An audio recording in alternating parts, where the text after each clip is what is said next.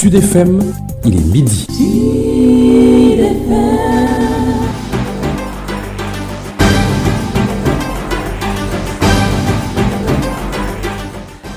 Bonjour à tous, 12h dans nos studios. Merci de choisir Sud FM Sen Radio pour vous informer. À la une de l'actualité, décès de Golbert Diagne ce vendredi, figure emblématique de Saint-Louis, directeur général de la radio Teranga FM, artiste comédien. Il a sa vie durant œuvré pour le développement de sa région Saint-Louis dans les mois. Reportages et témoignages à suivre dès le début de cette édition. À suivre également le point sur le coronavirus, 12 nouveaux cas ce jour, 207 depuis le début de la pandémie et des inquiétudes à Tambacounda où le premier cas est un chef religieux. L'on s'interroge aujourd'hui sur le nombre de cas contacts. L'autre préoccupation, lien avec les 7 cas déclarés positifs à Vélingara. Des points de passage non officiels existent en zone de frontière. Les autorités sont interpellées. Et puis nous parlerons également dans cette édition de cet incendie survenu hier nuit au marché Zing de Kaolack. Au moins 8 ateliers ébénistes détruits. Le feu a également ravagé une importante quantité de bois, une trentaine de lits déjà confectionnés. Les dégâts sont estimés à plus de 20 millions, nous dira Mamadou Kamara dans cette édition. Et puis l'actualité internationale, la revue de presse avec Hapsa Elimanouane et la page sport avec Elhaj Malingaye pour compléter cette édition mise en onde par Alioune Badara Sosé.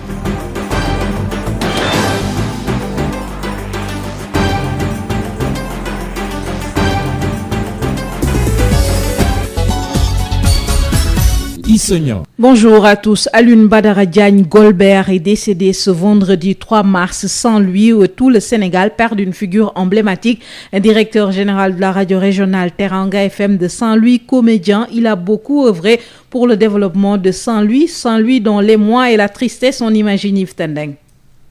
Effectivement, Yves, vous l'avez dit, c'est vers les coups de 6 heures du matin ce vendredi que la triste nouvelle est tombée.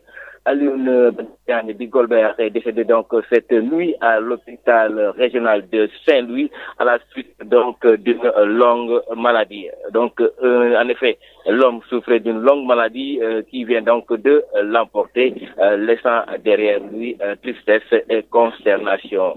Des sentiments donc qui ont envahi les membres de sa famille, son entourage, ses proches et connaissances.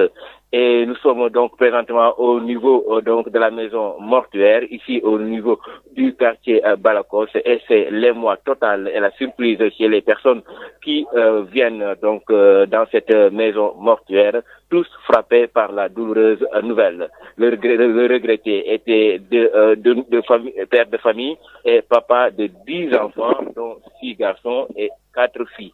Alioune Badara Diagne Golbert était à la fois journaliste et artiste comédien, très populaire donc jadis sur la scène théâtrale sénégalaise.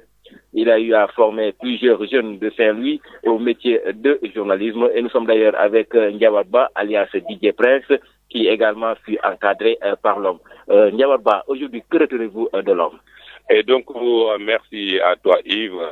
Saint-Louis a perdu un monument. Le baobab a tombé. Parce que Alioune Badara Diagne Golbert, franchement, c'est quelqu'un qui a soutenu Saint-Louis, qui nous a encadrés. Moi, il m'a encadré à Balakos en tant que responsable de l'ASC de Balakos. Il a été arbitre ici à Balakos. Golbert est tout pour nous. Donc, actuellement, franchement, Saint-Louis en deuil. Donc, franchement, l'homme nickel est parti. L'incontournable est parti, l'homme idéal est parti. Fondamentalement, je n'ai pas le mot, pratiquement. Franchement, on a perdu quelqu'un, franchement, que le Sénégal a perdu un grand monsieur. Donc, le baobab est tombé, Alioune Badara Diagne Golbert est parti. Le baobab est tombé. Voilà, donc, ce sont les mots, tristes, de Ndiawarba, alias DJ Prince, l'un des jeunes qui a été donc formé et encadré par la figure emblématique saint-louisienne, Alioune Badara Diagne Golbert, qui n'est plus une icône donc saint-louisienne qui s'est éteinte à jamais ici au niveau donc de sa ville natale. Alioune Badara Diagne donc qui nous le disions était artiste, comédien, mais également journaliste et directeur général de la radio FM Teranga. Voilà donc ce qu'on peut retenir ici donc au niveau du quartier Balakos où se trouve donc la maison mortuaire et depuis ce matin c'est des va et des viens cas qui viennent parfois avec des pleurs, donc parfois surprises par certaines même personnes disaient même que certainement c'était un poisson d'avril, mais c'est la triste vérité. Donc voilà ce qu'on peut retenir. Et nous sommes d'ailleurs même encore avec un autre ami de Golbert, si vous me le permettrez, un petit témoignage. Alors vous êtes Jean Camara. Nous avons perdu, c'est tout ce que je peux dire. Voilà, donc c'est les pleurs donc de Jean Camara, une autre personne qui a connu l'homme. Voilà donc ce qu'on peut dire par rapport à cette triste Alioune Badara Diagne, Golbert, qui nous a quitté, notre papa Saint-Louisien. Merci beaucoup Yves Tandeng. Vous l'avez rappelé, le monde de la presse, de la culture, des arts en deuil avec le rappel à Dieu de Alioune Badara Diagne Golbert, artiste comédien, icône de la ville de Saint-Louis. Il a beaucoup contribué pour le rayonnement de la culture. C'est le témoignage ému de Lamine Ndiaye, artiste comédien joint par Mariam Ndiaye. Je me disais qu'il fallait que je rende la monnaie parce que je l'avais trouvé à Thiès et porté un costume rouge avec des points noirs. Je disais que tonton, c'est extraordinaire, mais elle est belle cette tenue. Il m'a dit, une fois que je retourne à Saint-Louis, je t'en achèterai. Et bon Dieu, il l'a fait. Ça m'était droit dans le cœur. Et je me disais, il fallait que je lui rende la monnaie. Je m'apprêtais à acheter, pas le même tissu, mais un autre tissu pour lui remettre ça. Parce que il était un frère que ma mère aimait. C'est quelqu'un qui est un exemple pour moi. Parce que aimant son pays, j'ai appris beaucoup de choses. On a été en France ensemble. Et ce qu'il nous a montré là-bas est resté à l'esprit. Et jusqu'à présent, je me remets à Dieu et puis je me dis que, voilà, est-ce que je serai comme lui un jour? Golbert, yalla ko yalla xare àjjana.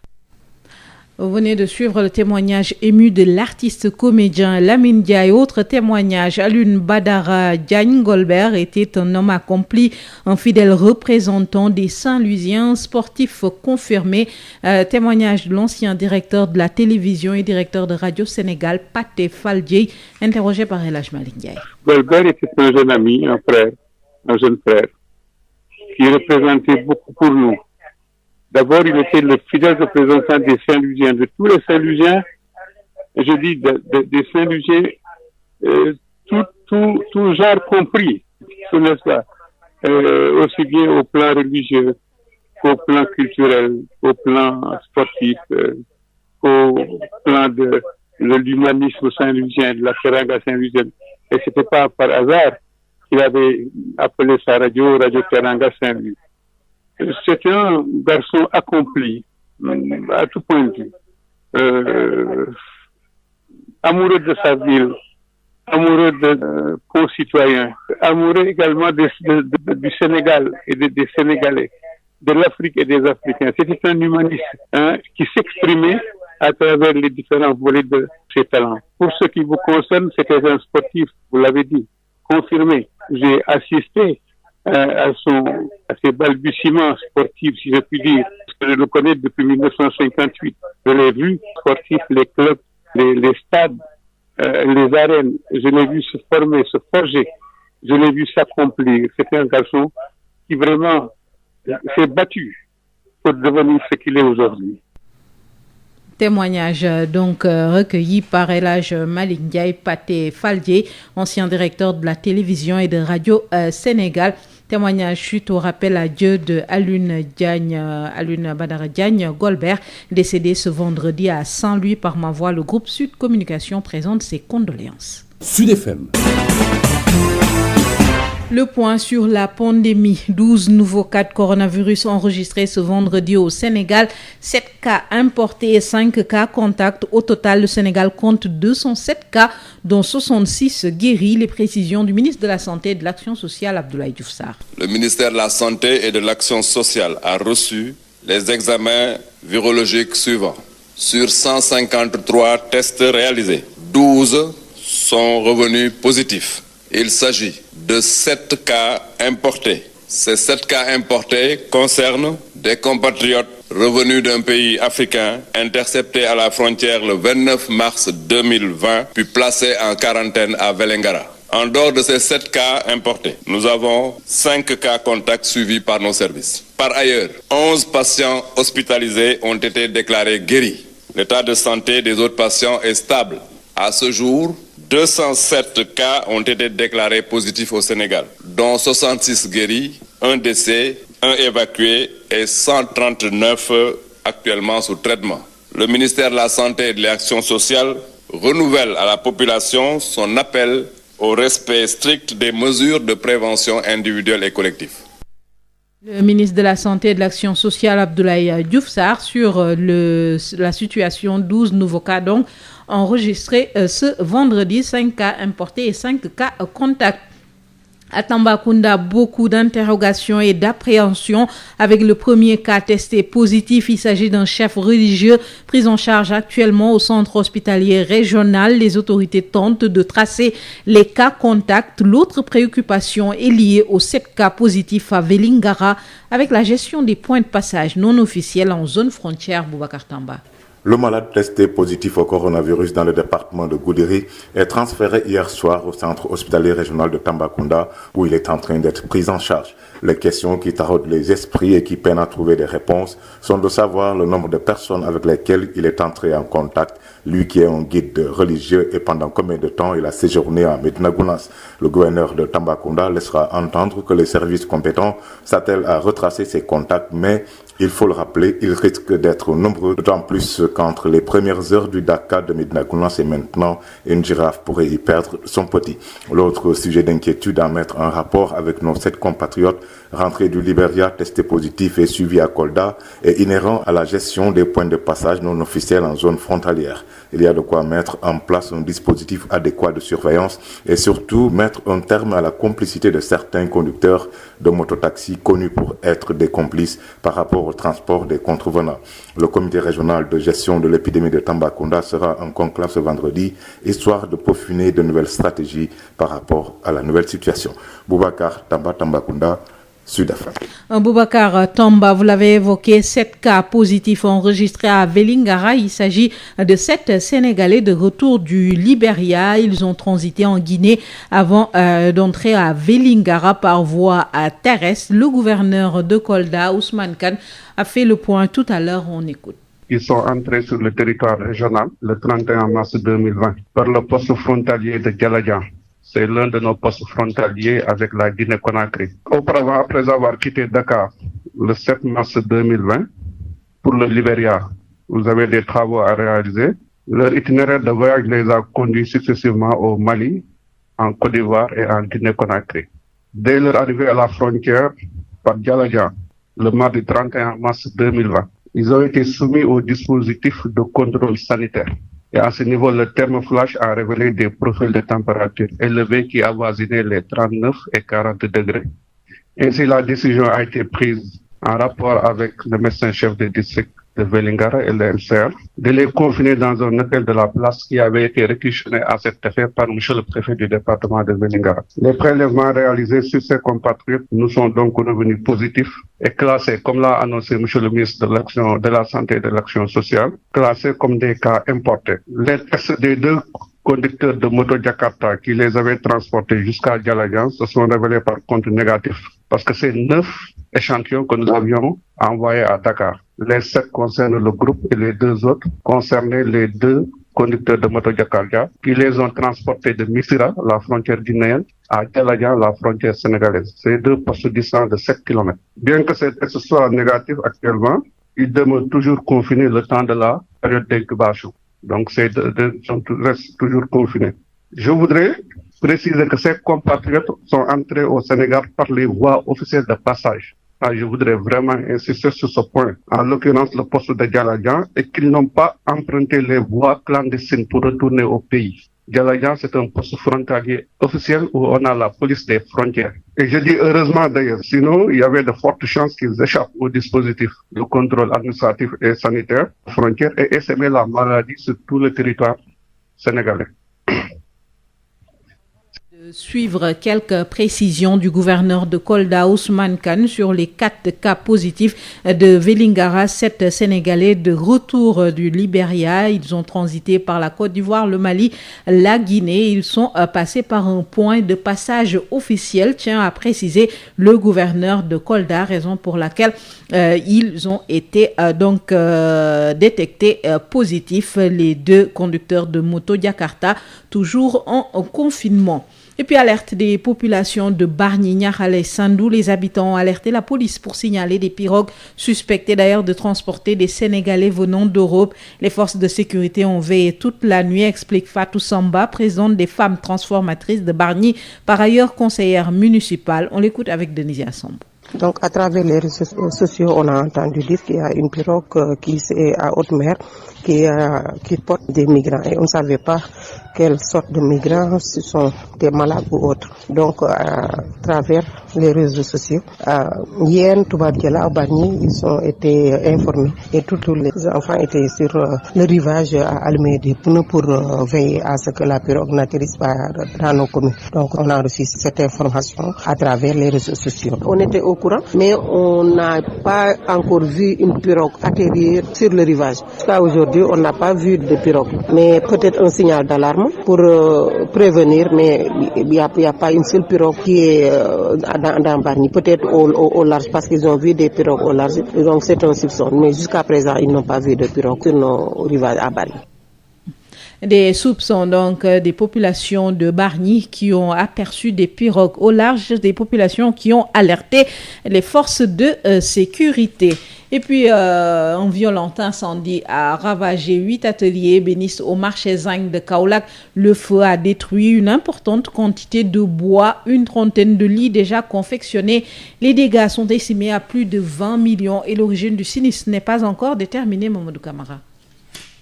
ay machines yoo xamante ni ay 7 millions lay jar 6 millions ñu fee dafa tëdd ëpp na 6 chargement fi ne bu ne dañ la coûter 4 millions. 8 ateliers de menuisiers ébénistes, une importante quantité de stocks de bois à l'air libre, des lits, armoires, coiffeuses déjà prêts et exposés avant d'être livrés à leurs propriétaires et des moutons qui étaient élevés dans des ateliers ont été complètement réduits en cendres. Tel est le bilan provisoire de l'incendie qui s'est déclaré dans la nuit du jeudi à vendredi entre 1h et 6h du matin au dépôt de bois du marché Zinc à Kaolack. Des victimes témoignent. Pour le moment, les dégâts sont estimés à plus de 20 millions de nos francs. Alertés, les soldats du feu de la 31e compagnie d'incendie et de secours qui se sont rendus sur les lieux ont vite circonscrit le feu avant qu'il ne se propage dans une grande partie du marché Zinc de Kaolack. La police a ouvert une enquête qui suit son cours.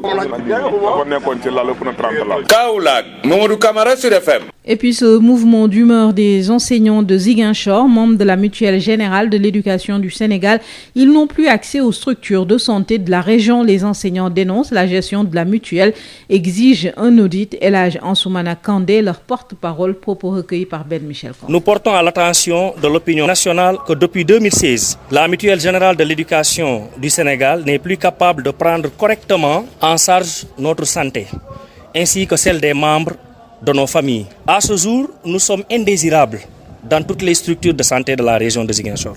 L'hôpital régional a suspendu toutes ses prestations à l'égard des malades membres de la MGES depuis avril 2019. La MGES lui doit à ce jour une dette qui s'élève à plus de 20 millions. Les pharmaciens et les postes de santé qui alternaient entre suspension et levée de suspension ont arrêté tout bonnement. Seul, à ce jour, le centre de santé de Ziguinchor continue ses prestations, mais qui, pour les mêmes raisons, menace d'arrêter du jour au lendemain. C'est lâcheté de la direction vis-à-vis de ses membres, jusqu'ici résignés, a des conséquences fâcheuses à tout point de vue. Nous, enseignants de la région de Ziguinchor et membres de la Mutuelle Générale des enseignants du Sénégal, appelée MGES, interpellons le ministre de l'Éducation nationale, le ministre de la Santé, le ministre des Finances, pour un audit de la MGES tout bonnement, car il est temps de savoir où va l'argent des 38 618 fonctionnaires qui cotisent mensuellement 3 000 francs. Donc un potentiel financier de 115 854 000 francs. Ils nous prennent dans nos salaires chaque mois 3 000 francs pour que nous bénéficions d'une prise en charge. Et cette prise en charge n'est pas effective depuis le 29 avril 2019. Nous voudrions que des responsabilités soient situées, que nous soyons fixés et que nous soyons rétablis dans nos droits. Propos recueillis par Ben Michel Kanfoudi. Avant de parler de l'actualité sportive, le point sur l'épidémie de coronavirus. Plus d'1 million de personnes ont été testées positives au Covid-19 selon le dernier bilan et 54 045 personnes sont décédées des suites de la maladie. Une situation sanitaire terrible. Le coronavirus fait des ravages dans le monde entier. L'Europe est devenue l'épicentre de l'épidémie. L'Italie et l'Espagne sont les deux pays les plus endeuillés dans le monde. L'Italie compte au moins 13 900 décès, 10 935 victimes enregistrées en Espagne. La France, l'Allemagne, le Royaume-Uni, la Belgique, la Suisse et les autres pays européens sont également très impactés. Mais les États-Unis, les États-Unis enregistrent le plus grand nombre de cas détectés à ce jour. 245 380 cas positifs aux États-Unis. La contagion se fait à une vitesse folle aux États-Unis alors que la situation s'améliore en Chine.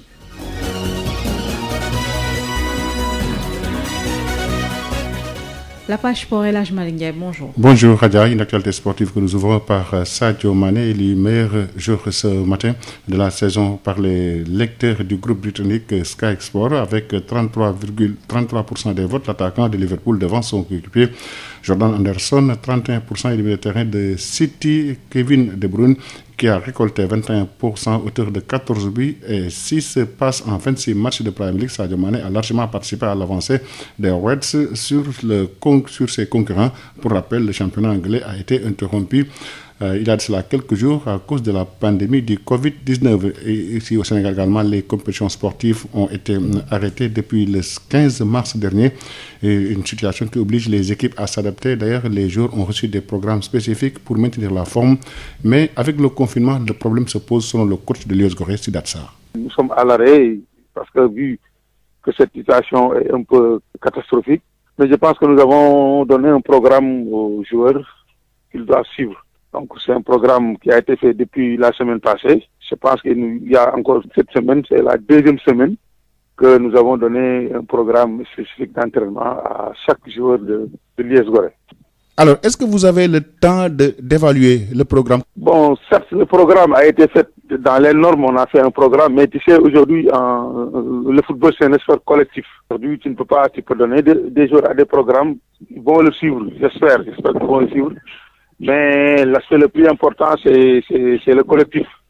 Et aujourd'hui, on est interdit de rassemblement, donc est-ce que ça se fait? Mais ça, je ne suis pas, on n'est pas sûr d'avoir que l'équipe est en train de se préparer. Les joueurs du monde sont en train de suivre exactement ce qu'ils doivent faire. Parce que le football, c'est un sport collectif aujourd'hui. Donc, mais je pense qu'ils sont assez conscients, assez professionnels pour suivre les consignes qui ont été données pour chaque joueur. Est-ce que vous avez sensibilisé les joueurs sur l'importance de ces entraînements individuels? Je pense que l'entraînement individuel, c'est un aspect déterminant sur le joueur. Mais je pense qu'aujourd'hui, le joueur, ce qui protège le joueur, ce qui l'aide à progresser, c'est l'entraînement collectif.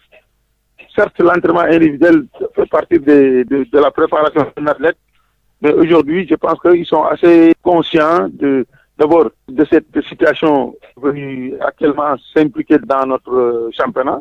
Le reste, c'est d'être conscient. C'est pour cela que chaque fois, on fait des rappels pour leur expliquer comment, même en dehors de la compétition, le joueur souvent a besoin de faire des entraînements individuels. Parce qu'aujourd'hui, les entraînements des équipes, je dis, parfois ça ne suffit pas parce que tu n'as que 2 heures de temps d'entraînement par jour. Et le soir, souvent les joueurs font des coachings. Mais ça, c'est un cas particulier. Donc je pense que nous allons encore les pousser, les reparler encore pour qu'ils soient vraiment prendre plus de conscience pour ce repos fort.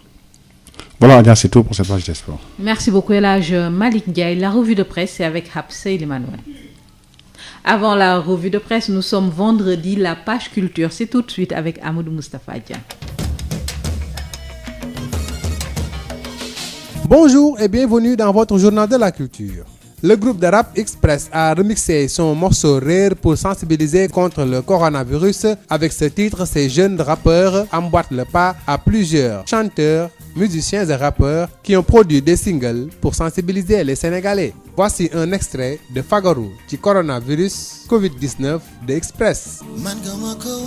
ay fola ko tegoon feebar baa ci réew mi ko nañ ko jàppe noonu gën a seet sell wàññi ay génn toog ci biir kër yi ni ko Chine defe woon waaye bu leen ñu fontaw lu jongeen jàppe koy fo dakkanteeg police tali bu lu lay lor wax nañ ba sonn nga lor sa bopp lor ñu toog leen seen kër yi waaye dimbali leen ñu léegi ñoo ngi nii kaa yi gën a bëri fii bu nekk lim bi yokk xawma lii lan la nii nañ wàññi génn bi di raxas loxo yi nuyoo salaamaaleykum rek doy na ci corona baa ngi wéy di lor tey ana manu di bango réew mépp la ñu soxla tey ci xàcc dóorandoo amatul parti politique tariixa na ñépp jógandoo set rek la laaj aaral sa bopp aar sa dëkkandoo dimbali fan la toll bi baana dem ci loxo yi ko yelloo ñoo ngi ci état d'urgence maanaam cas bi mu ngi critique jël leen seen matuwaay te ngeen delluwaat ci kër yi tëj daw nañ wàññi génn bi di raxas loxo yi nuyoo salaamaaleykum rek doy na ci. Toujours dans la sensibilisation contre le coronavirus,